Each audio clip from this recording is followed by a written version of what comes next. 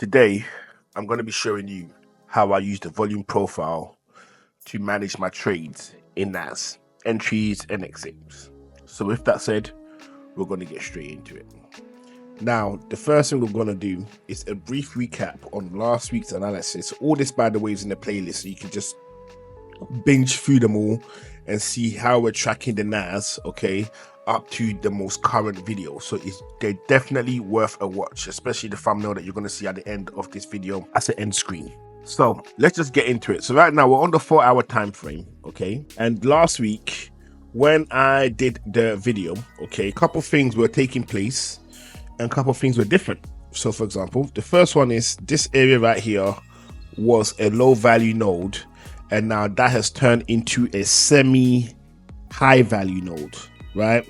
Because all the orders, new orders came in all at this level. Okay, so with that, that's now adjusted. So we're going to get rid of that now. Actually, no, we're going to keep it there because it's useful for what I'm about to say next, right? So last week when I did the video, okay, so last week, I'm just trying to think when I did the video. We was about here somewhere. So we were sitting around here somewhere, right? We were sitting around here somewhere when I did the video. And basically, I came up with conditions as to when we want to enter the market, okay? And I've also laid out the importance of low value nodes. Although this has changed now, back then, it would have been extremely important to keep an eye on the low value node itself, right? So what we had last week was this, really simple. I said, if price closes above the weekly high, right, which we got, so we got this week's high taken out on the Monday. And then we had last week, when I mean last week, I don't mean this one, I mean this one over here. That was also taken out on the Monday as well, okay? But it was taken out, price came down, and I would say it was taken out properly on the Wednesday. Wednesday was when we had it properly taken out, okay? So it was taken out. Then straight after that, price began to collapse on its way down, okay? It just began to collapse, and then where was the low value node area? We can see price tapped into that nicely and then moved downwards. It's now a semi high value node, so we're going to get rid of this for now because this is no longer relevant. But hopefully you guys can see how this situation came about, because it's actually quite clear on the chart itself. It's very clear. So what I'm going to do is, I'm not going to waste your time by trying to, you know what I mean, like saying, hey, can you figure out whatever. I'm just going to show you. This is why I like the volume profile so much. This is why I like it. Yes, it does change because nothing remains fixed on the market for a long period of time, but at the same time, it really does help. So we had a low value node. So where the previous low value node was that we was using, that moved. We had another one that appeared up here, okay? And this would have been between the borders of 22,090 and 21,944. So between this zone, this is where the low value node was sitting, right? So what did we get? We had price go in to the low value node. This was on a Wednesday. It moved away from the low value node again.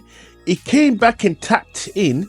Okay, so had you seen, so it tapped in on a Wednesday. So just to recap, so it tapped in on a Wednesday, moved away. Had you been vigilant and spotted that it tapped back in again on the Thursday, you could have gotten all of this.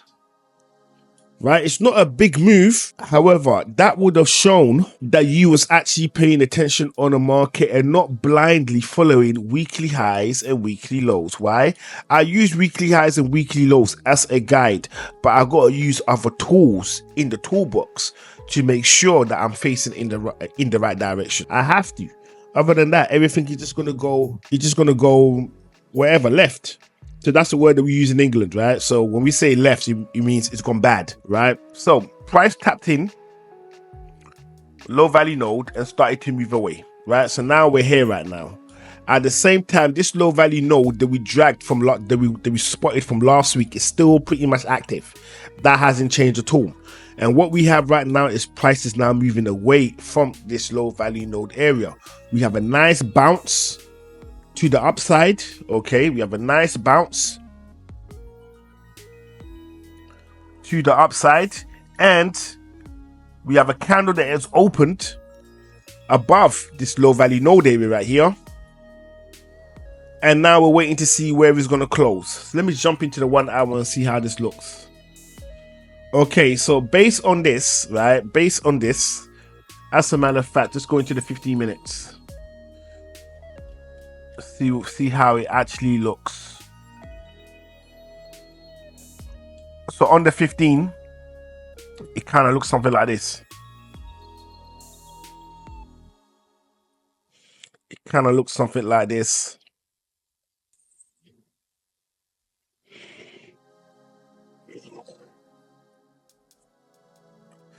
Sometimes I do try to get it symmetrical, but all the time it's not always possible for it to be symmetrical. Let's just have a look, see if we can do it like this. Okay, so we've got this shape. We've got this shape appearing right now, right? So we've got this shape appearing, which you could say is an ascending wedge, all right? Ascending wedges have a probability of blasting downwards, all right? But however, we do need to be mindful of a couple things, which is what has already taken place. So depending on how you want to play it, right? You could say, based off the 15-minute, this is the chart I only use for entries to make sure I'm getting the best possible price possible. But for overall strategy, I don't use the 15 minutes. I just thought I'd just put it out there. Overall strategy, we don't use 15 minutes at all, but we do use it for execution. So based on this, you can take this type of strategy, right? 50-50. It could go in your favor, it might not go in your favor, depending on how you want to play it, right? And what we're basically working off is the assumption that price has left the low value node area, right? That's what we're working off. Let me see if I can drag this up.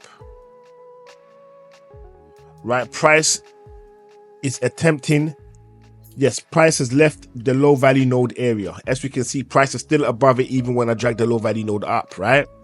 So you could say this, okay, you're going to wait until the 15 minutes is up, until a new 15-minute starts, right? And then once that starts, you're going to see where that opens up from, okay?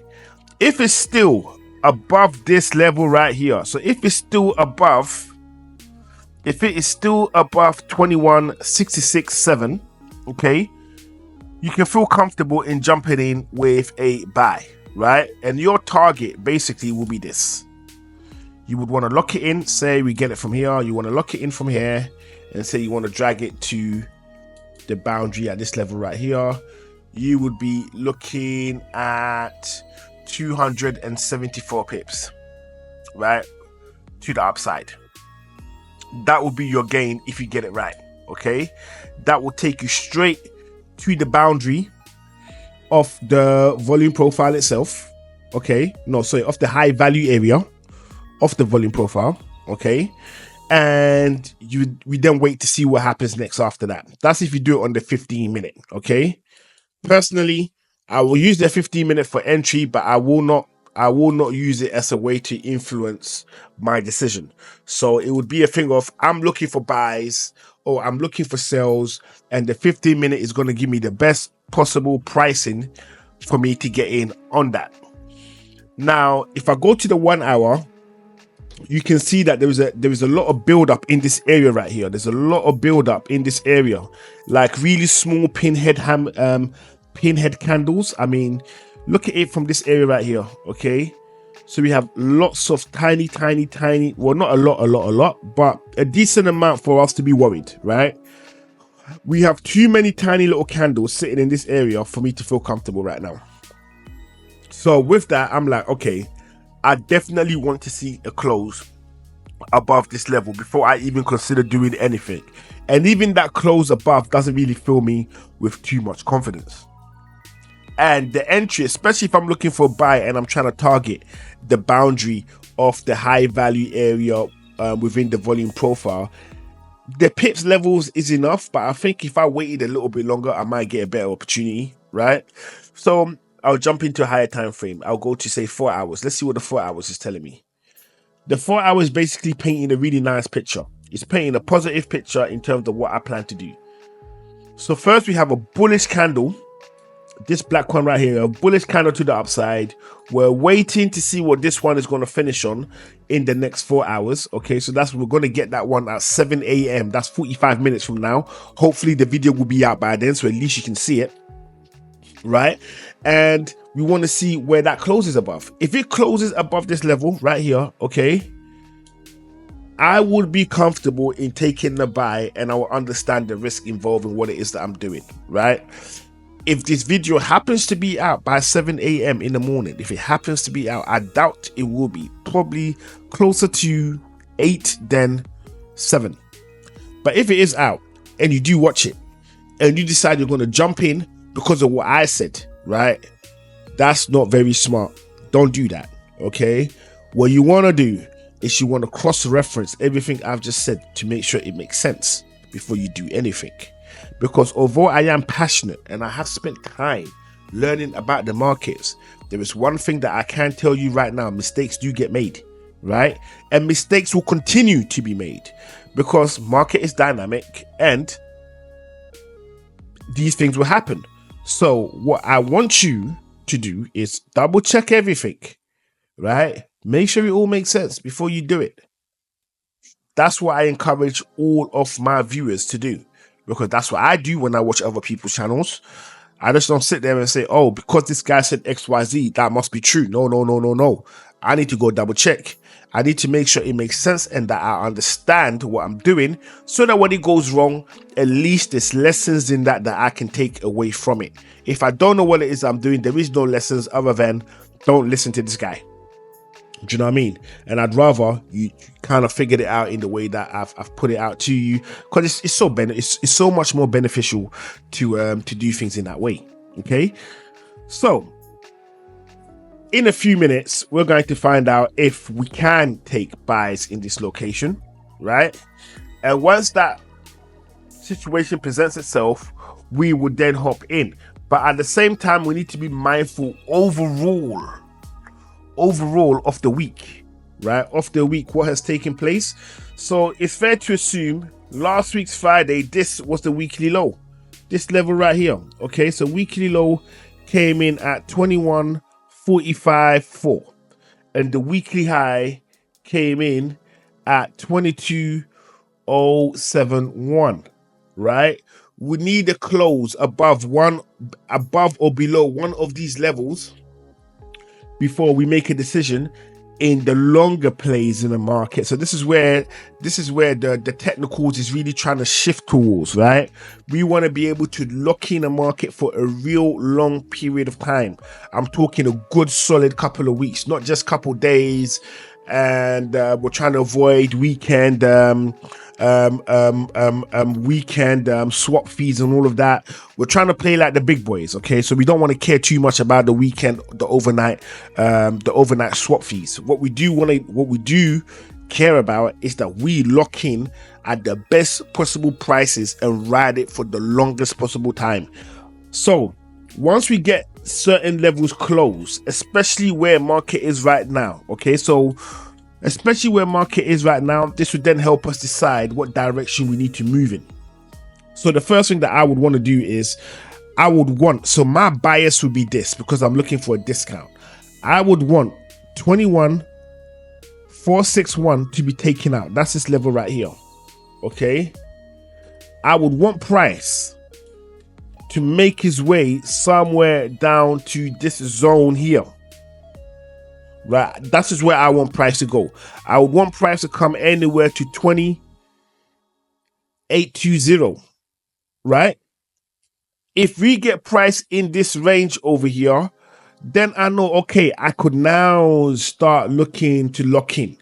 I could now start looking to take a position, right? And then from that point, I would take a position in hopes that I'll be holding it for an extremely long time. That would be the plan. So with that all said and done, I wish you the best on all of your trades for this week, and I'll see you all on the next one.